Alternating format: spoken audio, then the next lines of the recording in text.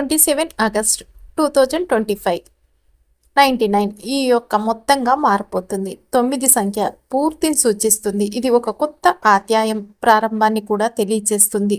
ఈరోజు ఈ వీడియో ఏమిటంటేనండి, మీకు చాలా ప్రత్యేకమైన ముఖ్యమైనదనే చెప్పవచ్చు. ఇది మీరు ఈరోజు తప్పకుండా చేయాలని కూడా చెప్పాలి. 99 యోగాలు ప్లస్ గణేష్ చతుర్థి 2025 అంటే 27 రేపు 2 + 7 = 9 2025 9.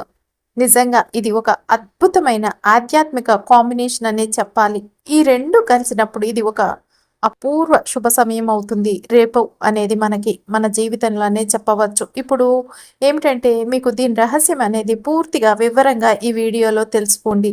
వినాయకుడు జన్మించిన రోజు ఈ రోజున గణపతిని పూజిస్తే అన్ని విఘ్నాలు తొలగిపోతాయి. కొత్త పనులు మొదలు పెట్టడానికి, అప్పులు తీరటానికి, సంపద ఆరోగ్యం లభించడానికి ఇది ఒక అత్యంత శ్రేష్టమైన రోజు అనే చెప్పాలి.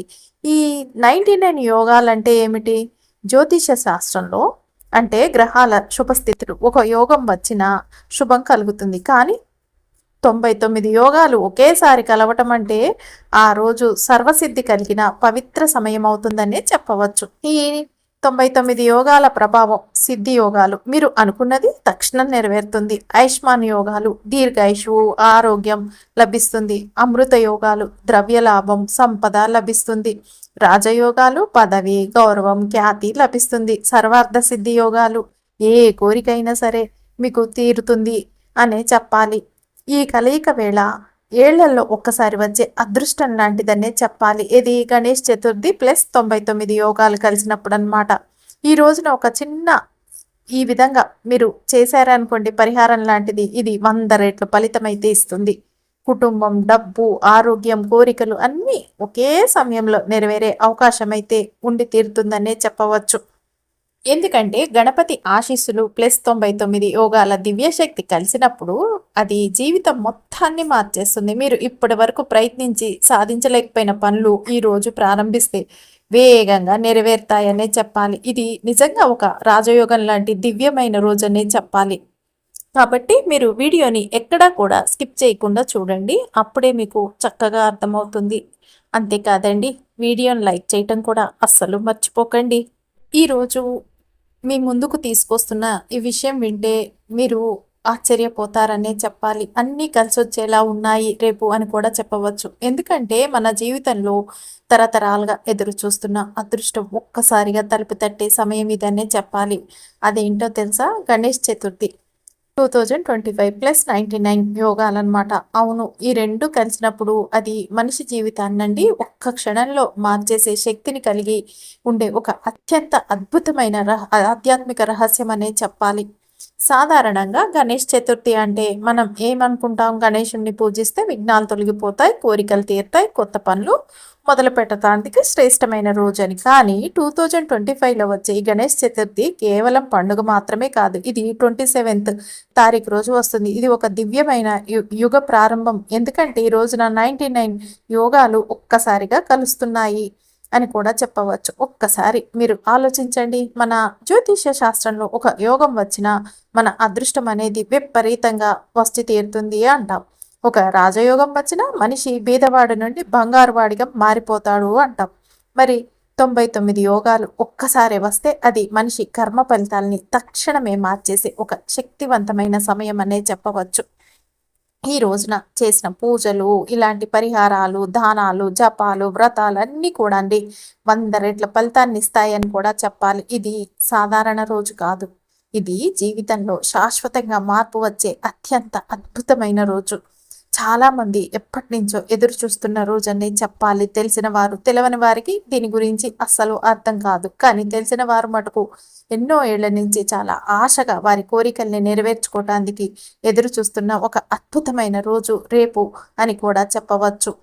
మీరు ఎప్పటి నుంచి ఎదురు చూస్తున్న మీ కోరికలు, మీరు ఎన్నోసార్లు ప్రయత్నించి విఫలమైన పని, మీరు కలల కన్నా విజయాలు ఇవన్నీ కూడా ఈ రోజునమాట రేపనేవి నిజమవుతాయనే చెప్పాలి. ఎందుకంటే గణపతి అంటేనే విఘ్నాల్ని తొలగించే దేవుడు. ఆయన్ని 99 యోగాల శక్తి కలిసినప్పుడు ఆయన ఆశీర్వాదం కేవలం ఒక్క రోజుకి కాదండి, జీవితాంతం నిలిచిపోతుంది అని కూడా చెప్పవచ్చు.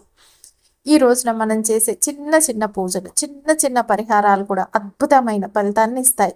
అంతేకాదు ఈ రోజున పేదవారికి బెల్లం లేదా మోదుకలు దానం చేస్తే మీ ఇంట్లో ఎన్నాళ్ళుగా నిలిచిపోయిన అడ్డంకులన్నీ క్షణాల్లో తొలగిపోతాయి. ఈరోజు మీ జీవితంలో ఒక టర్నింగ్ పాయింట్. మీరు ఏదైనా కొత్త వ్యాపారం మొదలు పెట్టాలనుకుంటున్నారా? మీ పిల్లల భవిష్యత్తు కోసం మంచి రోజును చూస్తున్నారా? లేదా మీకున్న అప్పులన్నీ తీరాలని, మీ అదృష్టం అనేది విపరీతంగా కావాలని కోరుకుంటున్నారా? అయితే ఈ 2025 రేపు 27th గణేష్ చతుర్దశి రోజు మీకోసం పుట్టినరోజు అనేది చెప్పాలి. ఈ రోజున చేసే ఒక చిన్న పరిహారం, ఒక చిన్న ప్రార్థన, ఒక చిన్న జపం మీ జీవితాన్నే మార్చేస్తాయి. కాబట్టి మీరు వీడియోని చివరి వరకు చూడండి. ఎందుకంటే ఇందులో మీకు చెప్పబోయేది గణేష్ చతుర్థి 2025లో ఈ 99 యోగాలు కలిసిన ఈ అద్భుతమైన సమయం ఎందుకు ప్రత్యేకమైంది, ఈ రోజున మీరు చేయాల్సిన శక్తివంతమైన పని ఏమిటి, సులభమైన పరిహారం ఏమిటి, వీటన్నిటిని మీరు తెలుసుకుంటే మీ జీవితం కూడా ఏమిటి కుబేరుడి జీవితం అవుతుంది అని కూడా చెప్పవచ్చు. కాబట్టి మీరు వీడియోని అస్సలు స్కిప్ చేయకుండా లాస్ట్ వరకు చూడండి. అంతేకాదండి, మీరు ఫస్ట్ సారి మా ఛానల్కి వచ్చినట్టయితే సబ్స్క్రైబ్ చేసుకోండి. అంతకుముందు వచ్చి కూడా సబ్స్క్రైబ్ చేసుకొని వారు ఉంటే తప్పకుండా సబ్స్క్రైబ్ చేసుకొని పక్కనే ఉన్న బెల్ ఐకాన్ని ప్రెస్ చేయండి మరిన్ని ఇలాంటి వీడియోల కోసం. అంతేకాదండి, ఈ వీడియోని మీకు తెలిసిన వారందరికీ షేర్ చేయండి. చేస్తారు కదూ? రేపు మీరు ఇది తప్పనిసరిగా చేయండి. ఎందుకంటే మీ జీవితంలో మార్పు రావాలని కోరుకుంటే ఈ రోజు మరొక ముఖ్యమైన రోజనే చెప్పాలి. ఎందుకంటే ఈరోజు వినాయక చవితి కాబట్టి మీరు కోరిక నెరవేర్చుకోవాలనుకుంటే, ఆటంకాలు తొలగించుకోవాలనుకుంటే ఈ వీడియోని తప్పకుండా చూడండి. పూర్తిగా చివరి వరకు చూడండి. ఏమిటంటేనండి 27 ఆగస్టు 2025 99 మొత్తం ఎలా అవుతుందంటే 2 + 7 = 9 అవుతుంది. అలాగే చివరి 2025 కూడా 9 అయింది. అంటే ఇక్కడ డబుల్ 9 అన్నమాట. ఈ యొక్క మొత్తం అనేది ఏర్పడుతుంది. ఇది రెండవసారి ఇలా వస్తుంది. ఇదే రోజున గణేష్ చతుర్థి. ఈ జీవితంలో ఏ పని ప్రారంభించినా మొదట గణపతికి మొక్కుకొనే చేస్తాము. అలాగే మనం చేసే పనులలో ఎటువంటి ఆటంకాలు లేకుండా, ఏ విఘ్నాలు లేకుండా మన పనులు కావాలి అంటే కనుక మనం విఘ్నేశ్వరుడికి ప్రార్థించిన తర్వాతే ఈ పనులన్నీ కూడా చేస్తాం. అలాంటి విఘ్నేశ్వరుడిది ప్లస్ ఈ 99 యోగాలు అనేవి రేపు అత్యంత అద్భుతంగా మనకి పనిచేస్తాయి. ఈ విధంగా మనం రేపు కనుక చేసామంటే అనే చెప్పాలి. కాబట్టి మీరు ఎట్టి పరిస్థితుల్లో రేపటిని అస్సలు వదులుకోవద్దనే చెప్పాలి. రేపు మీరు ఏంటంటేనండి, పిల్లలకి సంబంధించిన ఏదైనా కోరికని మీరు పొందాలనుకుంటే, మీ మనసులో అభిష్టాన్ని నెరవేర్చుకోవాలనుకుంటే, ఎటువంటి ఆటంకాలనైనా తొలగించుకోవాలనుకుంటే మీరు ఏం చేయాలి? మీ జీవితంలో ఒక పాత అధ్యాయాలన్నీ, గతంతో మీకు ఏదైనా జరిగిందో అది చెడ్డగా ఉన్నదే అనుకోండి, లేదా మీ గత సమస్యలను, కర్మలను మీరు విడిచిపెట్టి ఇప్పుడు మీరు మీ జీవితంలో ఒక కొత్త అధ్యాయాన్ని ప్రారంభించాలంటే ఖచ్చితంగా ఈ చిట్కాలు అనే వాటిని రేపు మీరు అనుసరించి చూడండి. మీకే తెలుస్తుంది. ఇవి మీకు చాలా అంటే చాలా సహాయపడతాయనే చెప్పాలి. ఏమిటంటే మీకు ఒక మంచి పరిష్కార మార్గం అయితే ఉంటుంది. వీడియోలనే చెప్పచ్చు. ఇది ఖచ్చితంగా మీకు పనిచేసి తీరుతుంది అని కూడా చెప్పచ్చు. ఏమిటంటేనండి, ఇది చాలామంది ఇదివరకు చేసి వారి అనుభవంతో చెప్పారనే చెప్పాలి. ఈ రోజు అనేది చాలా బలంగా ఉంటున్న రోజు అనే చెప్పాలి. ఆగస్టు 27 నుంచి ఇటువైపు వస్తే 11 రోజుల వరకు అండి ఈ గణపతి ఉంటారు ఇంట్లో పూజలు చేసుకొని. కానీ మన చుట్టూ అట్లా తిరుగుతూ 99 దేని గురించి చెప్తుంది? ఇది పూర్తి చేయటాన్ని చెప్తుంది. అంటే ఏదైనా ఒక విషయం ముగింపు ఉంటే ఒక జీవిత చక్రం ముగిసిందని చెప్తుంది అని కూడా చెప్పచ్చు. ఒక అధ్యాయం అనేది ఇక్కడే మొదలవుతుంది. మీ జీవితం ముగింపని కాదండి, మీకు గత సమస్యలు ఏమైనా ఉంటే ముగిసిపోతాయి రేపటితో అని కూడా చెప్పవచ్చు.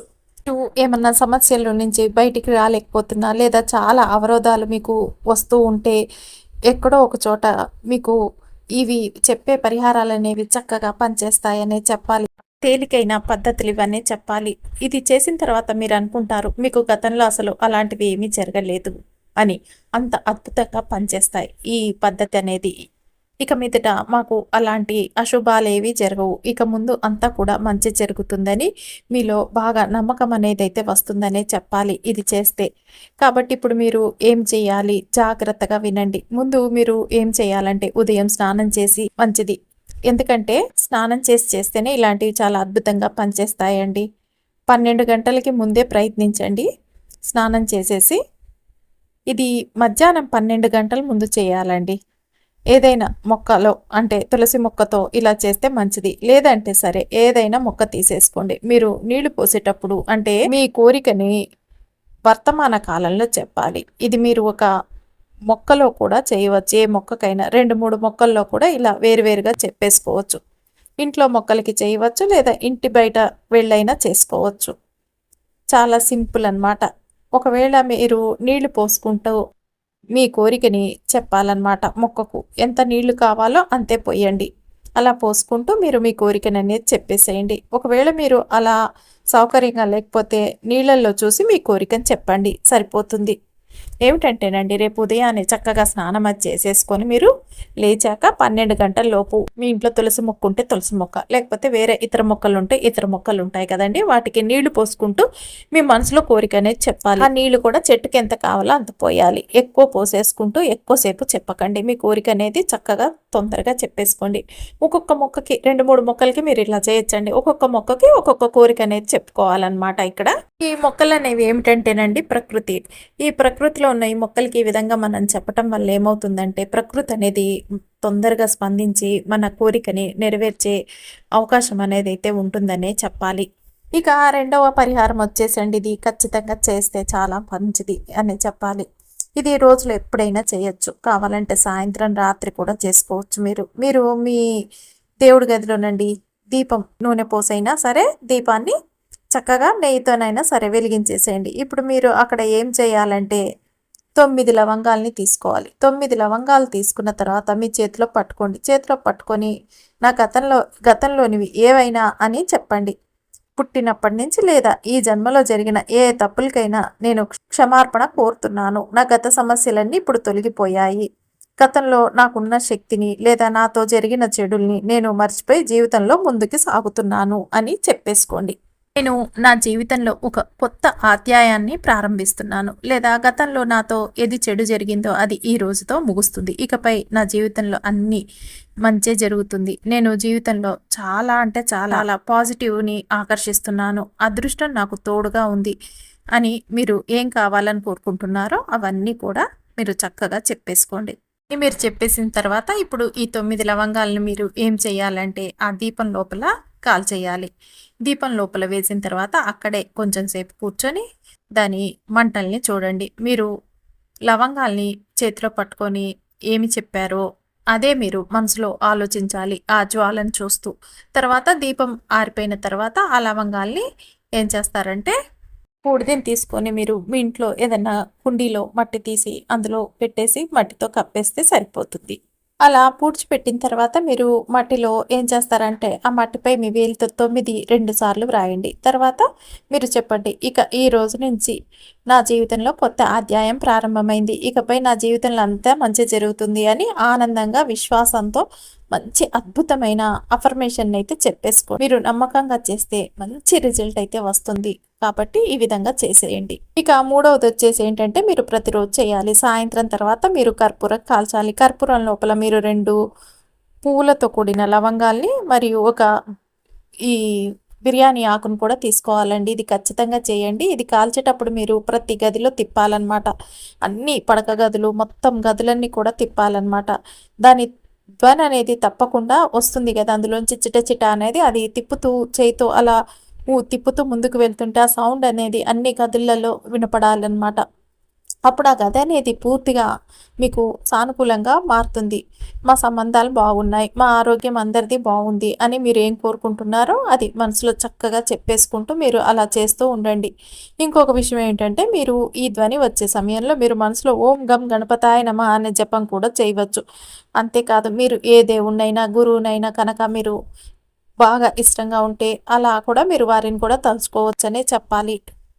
మీరు రేపు వినాయక చవితి రోజు వినాయకుడిని ప్రత్యేకంగా ఆసనం సిద్ధం చేసి దాన్ని చక్కగా అలంకరించి ఉంచుతారు కదండి. అప్పుడు ఏం చేస్తారంటే, ఒక కాగితం పైన మీ కోరికను అనేది వర్తమాన కాలంలో రాయాలి. ఈ కాగితాన్ని మీరు మడిచి ఈ గణపతి దేవుడు పీఠం పైన ఉంచాలన్నమాట. ఆ పీఠం కింద అనమాట దీన్ని మీరు ఉంచితే చాలు.